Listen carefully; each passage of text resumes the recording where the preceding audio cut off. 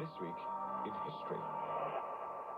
There aren't many historical events that were foretold by fiery dragons flying in the sky, but this was just one of several portents of disaster Anglo-Saxon historical records reported in the months leading up to the 8th of June 793, the date that Vikings raided the island of Lindisfarne off the northeast coast of England.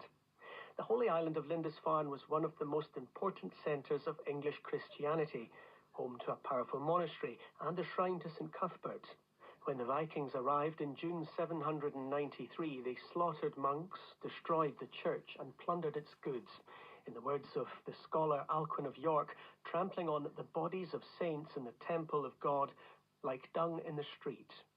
However, it wasn't just the violence that was so shocking, but the fact that a Christian sanctuary had been desecrated by pagan people. Some questioned whether the Viking raid was actually divine retribution, and the Bishop of Lindisfarne was asked to examine his conscience to see if there was any reason why God may have allowed such a terrible disaster.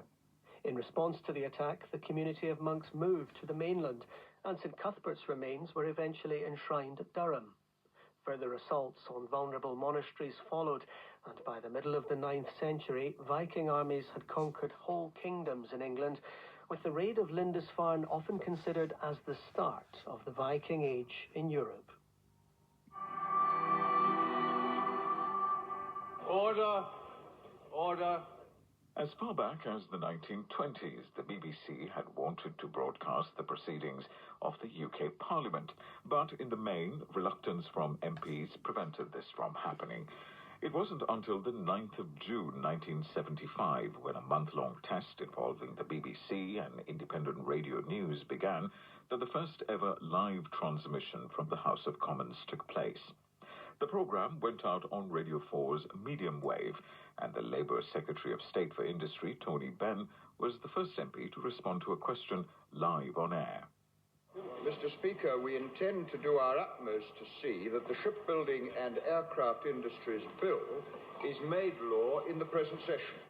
Earlier in the year, a Commons vote had rejected the presence of cameras, but had approved the seemingly less intrusive microphones. Commentary was provided by the BBC political editor David Holmes and IRN's Edmund Boyle, who shared a cramped, soundproofed box inside the chamber. The two attempted to provide details and context on proceedings, but admitted it was sometimes difficult, due not only to the speed of the debates, but also because of Commons tradition, such as referring to male MPs as the Honourable Gentleman, as opposed to their actual names. Despite this, the month-long test was seen as a success, and permanent coverage began in 1978. Although it wasn't until 1989 that TV cameras were finally allowed to transmit proceedings live from the House of Commons. Before the British arrived, Hong Kong was not a globally significant island. It was inhabited by a small fishing population. It was only later that its strategic importance was realised, and by the early 19th century, British merchants were keen to make use of the harbour for trading opium. The drug was imported illegally into China, and widespread addiction caused social and economic problems across the country.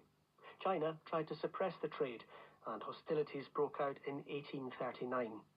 After victory in the First Opium War, the British subsequently claimed Hong Kong Island as part of the spoils.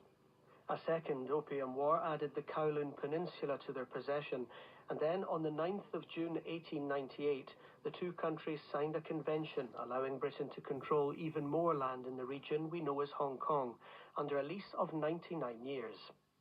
By the time Hong Kong returned to Chinese rule in 1997, it had become one of the world's major financial centres, with a vastly different political and economic system to the mainland.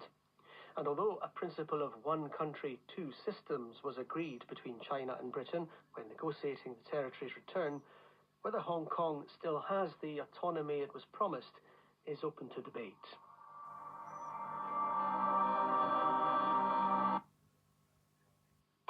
You're listening to BBC Radio 4 on 198 kHz Longwave.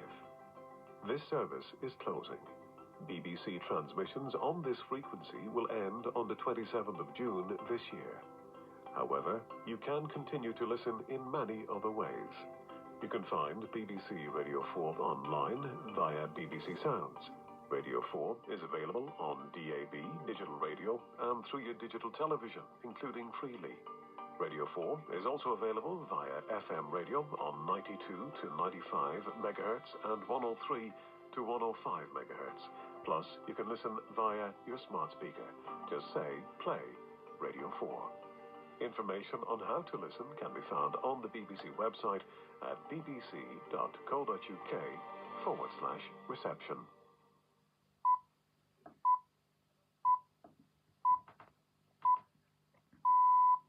BBC News at 9 o'clock. For Palestine Action.